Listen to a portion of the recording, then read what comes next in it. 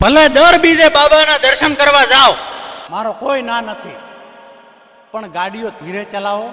કારણ કે ગઈકાલે જે બનાવ બન્યો ને, બનાસકાંઠાના આપણા 3 ભાઈઓ જે અકસ્માતમાં મૃત્યુ પામ્યા ને, સાહેબ શું વીત્યું છે એમના પરિવાર ઉપર જરાક વિચારજો. તમારો પરિવાર ઘરે રાહ જોઈને બેઠો છે અને ભગવાન એવું નથી કહેતા કે તમે દર બીજે આવો. કોઈ આપણા બાપ દાદા ક્યારેય દર બીજે ગયા નથી. એટલે જાઓ, ભલે મારો ના નથી, તમે ગમે ત્યારે જઈ શકો, પણ મારું માનો તો દિલમાં ભગવાનને રાખો, યાદ કરો ત્યારે ભગવાન તમારું કામ કરે છે. એવું નથી કે દર બીજે જવાથી તમારું કામ થતું હોય. ભલે જાઓ, મારો કોઈ ના નથી, પણ સંભાળીને જાઓ. રાત્રે ગાડીઓ ન ચલાવો. અને આ ભારતમાળા જે સામે દેખાય ને, આ ભારતમાળા ઉપર 150 ગાડીઓ જતી હોય છે મારા ભાઈઓ. એટલે સંભાળીને જાઓ.